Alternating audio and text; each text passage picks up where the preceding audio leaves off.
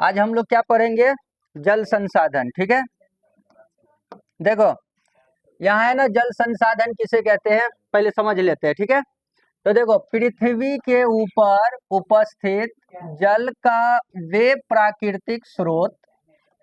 जल कहाँ से आ रहा है? कोई इंसान थोड़ी बना रहा है। जल क्या है? एक प्राकृतिक स्रोत है जो मानव एवं पारिस्थितिकी के लिए उपयोगी है। पारिस्थितिकी कहने का मतलब, पारिस्थितिकी तंत्र लिखो यहाँ पे। क्या लिखो?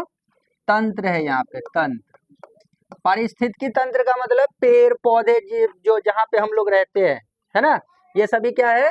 पारिस्थितिकी तंत्र। उससे ही हम लोग क्या बोलते हैं? जल संसाधन। ठीक है, अब यहाँ पे देखो क्या लिखा है, जल स्रोत विविध रूपों में पाए जाते हैं। सिंपल समझो तो जल के स्रोत क्या है? सिंपल समझो तो, ये कलर ठीक नहीं है, रुको। जल के स्रोत, ठीक है बच्चा, फिर बंद हो गया क्या? जल के स्रोत, जल के स्रोत कहने का मतलब क्या? जल हम लोग कहाँ कहाँ से प्राप्त करते हैं? तो देखो यहाँ, पहला भूपृष्ठीय जल, यानी कि भूमि के ऊपर जो भी जल पाया जाता है, जैसे नदी, तालाब, है ना, पोखर, ये सब जो है, ये सभी क्या है? भूपृष्ठीय जल है। दूसरा है भूमिगत जल। भूमिगत जल क्या होगा?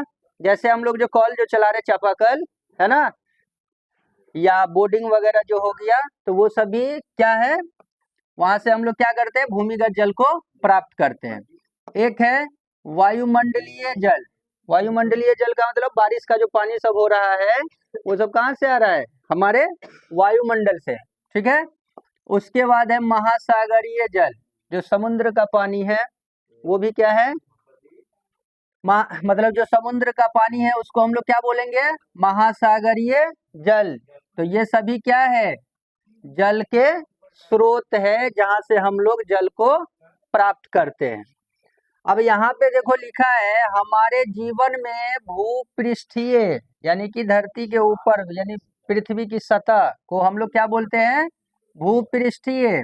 और भूमिगत जल का मतलब है जो नीचे से हम लोग पानी निकालते हैं, है ना, उसका प्रत्यक्षता उपयोग होता है। मतलब कि उसका उपयोग हम लोग डायरेक्ट कर लेते हैं। जो नीचे से देखते हो ना, चापाकल चलाते हो, डायरेक्ट गिलास लेकर के निकाल के पी लेते हो, है ना, तो जो डायरेक्ट पानी हम लोग ले लेते हैं, यूज कर लेते हैं, उसको क्या बोलते हैं हम लोग? प्रत्यक्षता। ठीक है, अब यहाँ पे है, देखो भूपृष्ठीय जल। भूपृष्ठीय जल के विषय में थोड़ा सा पढ़ लेते हैं। पहला पॉइंट है इसका कि भूपृष्ठ या पृथ्वी की सतह भी बोल सकते हैं, भूपृष्ठ पर पाए जाने वाले जल को भूपृष्ठ जल या धरातलीय जल कहते हैं। जो धरती के ऊपर, है ना, जल पाया जाता है, उसे हम लोग क्या बोलते हैं? भूपृष्ठ जल, या पृष्ठीय भी बोल सकते हैं, पृष्ठ भी बोल सकते हैं, कोई फर्क नहीं पड़ता है। और ये धरातलीय जल भी कहलाता है। ठीक है, यहाँ पे फिर लिखा है कि भूपृष्ठीय जल का मूल स्रोत क्या है? धरती के ऊपर जो खास करके जल जो है, भूपृष्ठ वाला जल, उसका मूल स्रोत क्या है? कहाँ से आता है वो पानी? धरती के ऊपर वाला जो पानी, तो खास करके वर्षा से होता है। क्या चीज से? वर्षा के पानी से ही भूमि के ऊपर क्या रहता है? पानी रहता है। उसके बाद देखो, भूपृष्ठीय जल नदी, नाले, झील, तालाबों, सागर एवं महासागर में पाया जाता है। ये जो भूपृष्ठीय जल है, कहाँ कहाँ पाया जाता है? तो बोलेंगे नदी में पाया जाता है, नाले में पाया जाता है, झील, तालाब, सागर, महासागर, ये सभी में भूपृष्ठीय जल पाया जाता है। समझ में आ रहा है? उसके बाद आगे देखो, अब है भूमिगत जल। भूमिगत जल में क्या होगा? देखो, वर्षा जल का क्या होता है, कभी कभी देखे होगे ना कि जब बारिश होता है ना, बारिश जब होता है तो पानी जो है कुछ दिन बाद तुमको सूखा हुआ है, जैसे कि किसी तालाब में या पोखर में कहीं पे पानी रहता है तो कुछ पानी जो है ना कम हो जाता है पोखर तालाब का, ये गौर गौर तो करते होगे। तो कोई कोई पानी तो वाष्पित होकर के उड़ जाता है ना। और कोई कोई पानी ऐसा होता है जो रीस करके जमीन के अंदर चला जाता है। समझ में आ रहा है? तो हम कह सकते हैं कि वर्षा जल की धरातलीय छिद्रों से, यानी कि धरातल के नीचे जो रिस करके जाता है उसको हम लोग क्या बोलते हैं, उस रास्ते को छिद्र बोलते हैं ना। धरातलीय छिद्रों से रिस कर, यहाँ पे क्या लिखा है, गलत लिखा है, देखो इसको काट दो, ठीक है। रिस कर है ना, कठोर आवरण पर जमा जल भूमिगत जल कहलाता है। मतलब कि जो पानी है ना, जो वर्षा जल जो होता है, जो जमीन के नीचे रिस करके चला जाता है, उस जल को हम लोग क्या बोलते हैं, भूमिगत जल। ठीक है। अब यहाँ पे लिखा है कि इसे हम लोग भौम जल के नाम से भी जानते हैं। जो धरातलीय जल होता है ना, उसका दूसरा नाम है भौम जल, अस्तर भी बोलते हैं ना। अब यहाँ पे देखो, फिर है महत्वपूर्ण तथ्य। इसका कहने का मतलब कि पृथ्वी पे कितना पानी है, पृथ्वी जो है जल से कितना घिरा हुआ है, कितना प्रतिशत घिरा हुआ है, ये सब छोटा छोटा पॉइंट है।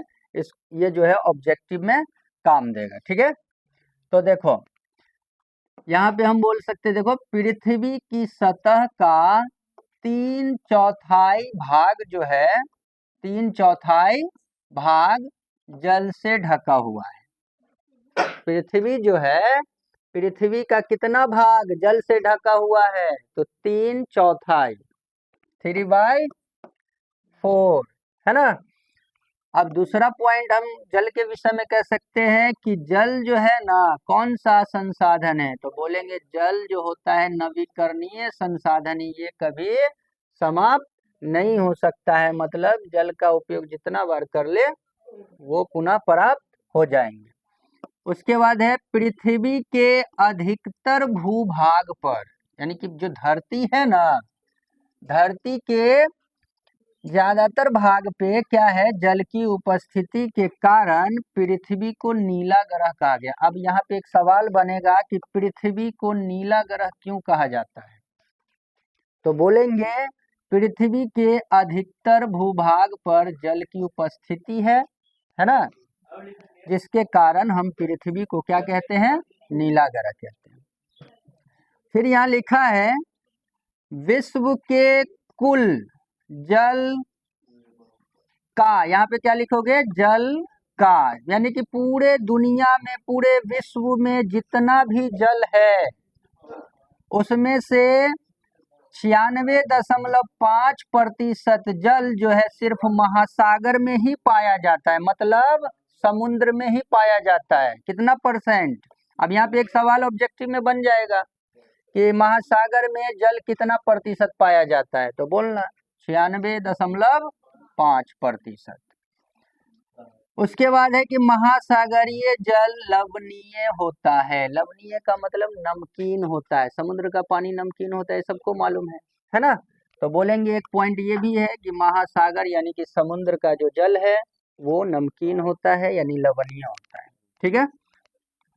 फिर लिखा है बच्चा कि विश्व के कुल जल का, यानी कि पूरे दुनिया में जितना भी पृथ्वी पे जल पाया जा रहा है उसका सिर्फ और सिर्फ 2.5% जल अलवणीय होता है, यानी कि मृदु होता है। क्या होता है?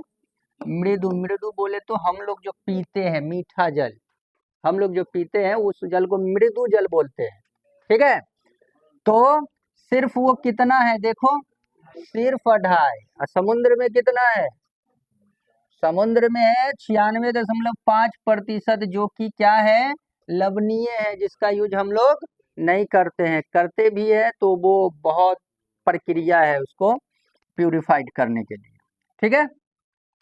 महासागर सबसे बड़े जल संग्रह केंद्र होते हैं। सबसे ज्यादा अगर जल कहीं पाया जाता है तो महासागर में, यानी कि समुद्र में, इसलिए उसको बोला गया है जल संग्रह केंद्र। समुद्र को क्या बोला गया है, जल का संग्रह केंद्र, यानी कि पूरे जल को इकट्ठा करके कोई अगर रखता है तो वो कौन रखता है, समुद्र रखता है। इसी कारण जो है ना, महासागर को जलधि की संज्ञा दी गई है। क्या चीज की? जलधि की संज्ञा दी गई है। क्यों? क्योंकि ये जल को संग्रह करके रखता है। ठीक है। उसके बाद है, विश्व का अधिकांश जल दक्षिण गोलार्ध में है। जो पृथ्वी का ध्रुव वो है, ग्लोब है ना, नक्शा जो है ना, उसमें अधिकतर जो जल है वो कहाँ पाया जाता है? दक्षिण गोलार्ध में। और इसकी जो दक्षिणी गोलार्ध है उसको हम लोग जल गोलार्ध कहते हैं। ठीक है।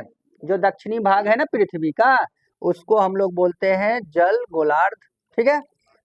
अब यहाँ पे देखो,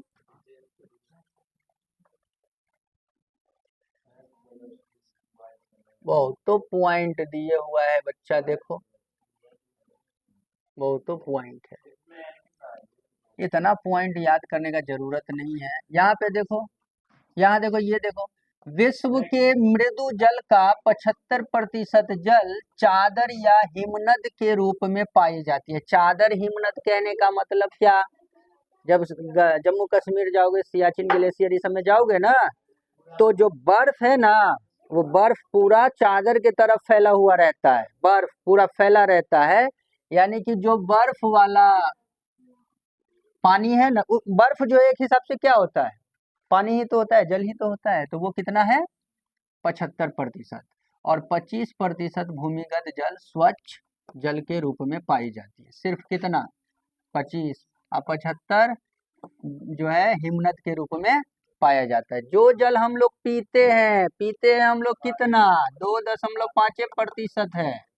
इस 2.5 में 75% तो हो गया बर्फ। हम लोग जो पी रहे हैं वो सिर्फ 25% पी रहे हैं। बात समझ में आ रहा है? जो एकदम साफ है, स्वच्छ है। प्राणियों में 65% और पौधों में 65 से 99% जल का अंश उपस्थित रहता है। ठीक है। अरे समझा रही? प्राणी कहने का मतलब जो भी जीव जंतु जिसमें जान हो, वो लोग कितना यूज करता है जल का? 65%। और जो पेड़ पौधे हैं जितना धरती पे, वो लोग कितना ले रहे हैं? 65 से लेके 99% तक जल ले लेते हैं। ठीक है। अब देखो यहाँ पे है जल के उपयोग। तो जल के उपयोग से तो भली भांति सब समझता ही होगा, जल का उपयोग कहाँ कहाँ होता है, सब जानता है ना। देखो, पेयजल यानी कि पीने के लिए, पेयजल कहने का मतलब पीने के लिए। घरेलू कार्य, घरेलू कार्य का कहने का मतलब खाना पकाने के लिए, बर्तन धोने के लिए, कपड़ा धोने के लिए, ये सब हो गया घरेलू कार्य। पॉइंट बना बना करके लिख लेना कि जल के उपयोग बताए, तो बोलेंगे निम्नलिखित उपयोग है। नंबर 1 पेयजल यानी कि पीने के लिए। नंबर 2 घरेलू कार्य के लिए। घरेलू कार्य में यहाँ पे पोस्ट में लिख देना बर्तन धोने के लिए, है ना, कपड़ा कपड़ा धोने के लिए, फर्श साफ करने के लिए, है ना, खाना पकाने के लिए, कुछ भी।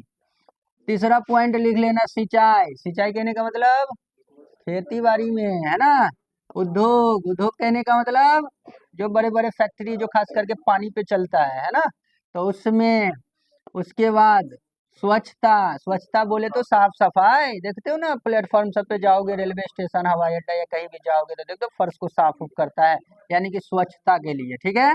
उसके बाद 6 नंबर में है मूल मूल मूल नहीं होगा, मूल नहीं है, मल मूत्र है। ये क्या है? ये मल मूत्र है। ठीक है। तो इसके विसर्जन में भी होता है। और उसके बाद है जन स्वास्थ्य, यानी लोगों के स्वास्थ्य के लिए भी इसका उपयोग किया जाता है। समझ में आ गया ये सब? औरो है का? औरो है। और यहाँ है बच्चा कि जल विद्युत निर्माण में बिजली जो पैदा करता है, मतलब किया जाता है, उत्पन्न किया जाता है, तो कितना विद्युत जो होता है ना, बिजली, वो जल से भी बनता है, कोयला से भी बनता है ना।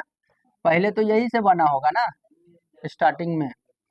अब यहाँ पे 9 नंबर में है परमाणु संयंत्र, है ना। परमाणु संयंत्र शीतलन का मतलब हुआ कि जहाँ बनता है ना, परमाणु रिएक्टर जहाँ पे होता है, परमाणु रिएक्टर होता है, तो वहां पे शीतलन का मतलब होता है कि जो परमाणु संयंत्र है उसको ठंडा करने में, क्या करने में? ठंडा करने में भी जल का उपयोग किया जाता है। उसके बाद है जल कृषि। इतना करने का जरूरत नहीं है, सब छोड़ो, है ना, इतना हो गया। ठीक है। अब देखो अब यहाँ लिखा है जल संसाधन का वितरण एवं उपयोग, मतलब कहने का मतलब है कि जल पूरे विश्व में है ना कितना % पाया जा रहा है, मतलब कि उसका वितरण का मतलब बंटवारा, वितरण का मतलब क्या होगा, बंटवारा। तो देखो भारत में विश्व के लगभग 16% आबादी निवास करती है। भारत में जो है कितने प्रतिशत, पूरे दुनिया में जितने लोग हैं उसका कितना % आबादी भारत में है, तो बोलेंगे 16%। और भारत में विश्व का लगभग 4% स्वच्छ जल उपलब्ध है। पूरे दुनिया का अगर देखा जाए जल, तो उस पूरे जल का सिर्फ 4% ही भारत में उपलब्ध है जल, ठीक है। फिर यहाँ देखा जाए तो भारत में प्रति वर्ष 4000, ये धन नहीं है ये घन है, क्या है, घन किलोमीटर जल वर्षा से तथा 1869 घन, है ना, घन किलोमीटर जल भूपृष्ठीय जल से प्राप्त होती है। यहाँ पे क्या बोलोगे, प्राप्त होती है, ठीक है। फिर उसके बाद है कि कुल पृष्ठीय जल का लगभग 2/3 है ना, यानी कि 2/3 भाग देश की 3 बड़ी नदियों, ये जो भूपृष्ठीय जल जो है उसका लगभग 2/3 भाग जो जल है वो 3 नदी यानी कि सिंधु, गंगा और ब्रह्मपुत्र में प्रवाहित होती है। 2/3 जल कहाँ प्रवाहित हो रहा है, 3 नदी है जिसका नाम है सिंधु नदी, गंगा नदी, ब्रह्मपुत्र नदी, प्रवाहित होता है हमेशा, ठीक है। उसके बाद है भारत में जलाशयों का जल भंडारण क्षमता, यानी कि यहाँ पे लिखा है जलाशय का मतलब क्या, जिसमें जल पाया जाता है, पोखर, तालाब, नदी, उसको जलाशय बोलते हैं। उसका जो जल भंडार क्षमता है वो लगभग 174 अरब घन मीटर हो गई है, जो देश की स्वतंत्रता के समय 18 अरब घन मीटर थी। पहले 174 अरब घन मीटर, अब घट करके कितना हो गया है, 18 अरब घन। भारत में केवल 690 अरब घन मीटर जल का ही उपयोग कर पाता है, मतलब भारत जो है कितना जल का उपयोग कर पाता है, 690 अरब घन मीटर, जो कुल जल का सिर्फ कितना है, 32% है। ये सब ऑब्जेक्टिव में बनेगा, ठीक है, इसको याद कर लेना। उसके बाद है कि भारत के उत्तरी मैदान में पंजाब से लेकर ब्रह्मपुत्र घाटी तक सर्वाधिक भूमिगत जल पाए जाते हैं, मतलब कि हम लोग यहाँ पे, यहाँ जो उत्तरी मैदान लिखा हुआ है तो उत्तरी मैदान में कौन सा आ जाता है, पंजाब से लेकर के ब्रह्मपुत्र नदी का जो क्षेत्र सब पड़ता है ना, वो लोग सबसे ज्यादा भूमिगत जल का उपयोग करते हैं, क्योंकि वहाँ सबसे ज्यादा पाया जाता है। वो नीचे से जो पानी निकालते हैं, कल चापाकल जिसको बोलते हैं, ठीक है।